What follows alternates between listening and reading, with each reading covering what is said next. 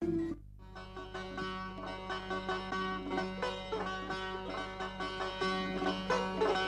دن ایک شکاری نے اپنا جال پھیلایا اور ایک پرندہ جو وہاں سے گزر رہا تھا جال میں پھنس گیا۔ شکاری شکار کر کے بہت خوش تھا اور جیسے ہی اس نے اسے ذبح کرنا چاہا، پرندے نے اس سے کہا، میں بہت کمزور اور لاغر ہوں، تم تو گائے اور بکرے کا بھی گوشت کھا کر سیر نہیں ہوئے، تو میرے گوشت سے تمہیں کیا لذت اور ذائقہ ملے گا؟ اگر تم مجھے چھوڑ دو گے تو میں تمہیں 3 چیزیں سکھا دوں گا جس سے تمہاری زندگی بدل جائے گی۔ شکاری نے تھوڑی دیر کچھ سوچا اور پھر کہا، ٹھیک ہے، یہ پرندہ تو بہت ہی چھوٹا ہے، لیکن اگر اسے چھوڑ دوں تو مجھے اور کیا ملے گا؟ اگر اس کے گوشت کو بھون کر کھا لوں تو کچھ نہ ہونے سے بہتر ہی ہے۔ اسی لیے اس نے پرندے کی باتوں میں نہ آ کر کہا، تو مجھے بیوقوف بنانا چاہتا ہے تاکہ میری قید سے بھاگ نکلے؟ بھلا ایک پرندہ مجھے کچھ سکھا سکتا ہے؟ پرندے نے کہا، ٹھیک ہے، تم جو چاہو سوچو، لیکن پہلی نصیحت تمہیں اسی وقت جب میں تمہارے ہاتھوں میں قید ہوں کیے دیتا ہوں، مگر دوسری نصیحت اس وقت کروں گا جب درخت کی شاخ پر ہوں گا، اور تیسری نصیحت اس وقت کروں گا جب آسمانوں میں پرواز کروں گا۔ اگر پہلی نصیحت تمہیں اچھی نہ لگی تو تم مجھے حلال کر کے کھا جانا۔ یہ بات سن کر شکاری نے کہا کہ ٹھیک ہے، میں تمہاری بات مان لیتا ہوں۔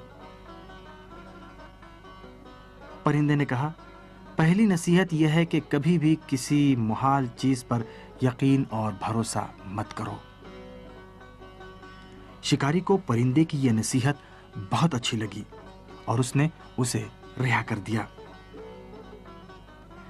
پرندہ اڑ کر درخت کی شاخ پر بیٹھ گیا، پھر بولا، کبھی بھی گزری ہوئی چیز پر افسوس مت کرو۔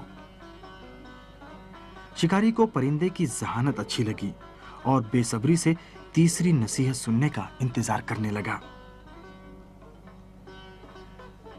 پرندے نے کہا، اے شکاری، میں نے تجھے جھانسا دے دیا ہے۔ میں نے اپنے شکم میں ایک ایسے گراں قیمت پتھر کا ٹکڑا نگل لیا ہے جس کی قیمت 2000 سونے کی اشرفی ہے۔ اگر تم مجھے حلال کر دیتے تو یہ قیمتی پتھر تمہیں مل جاتا۔ تم نے اپنے ہی پیر سے اپنی قسمت کو ٹھوکر مار دی۔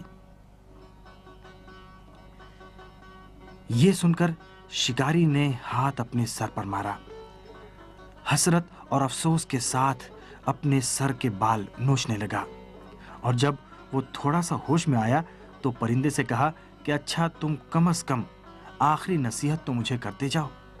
پرندے نے کہا، تم کس قدر بھولے اور زود باور ہو، کیا تم نے میری پہلی دونوں نصیحتوں پر عمل کیا جو اب تیسری نصیحت سننے کے منتظر ہو؟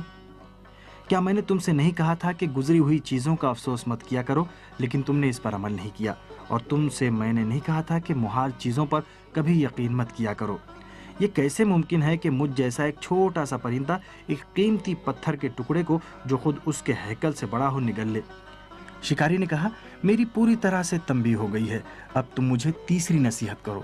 پرندہ آسمانوں اور فضاؤں میں گم ہونے سے پہلے بولا، بیوقوف شخص کو نصیحت کرنا بنجر زمین میں کھیتی کرنا ہے۔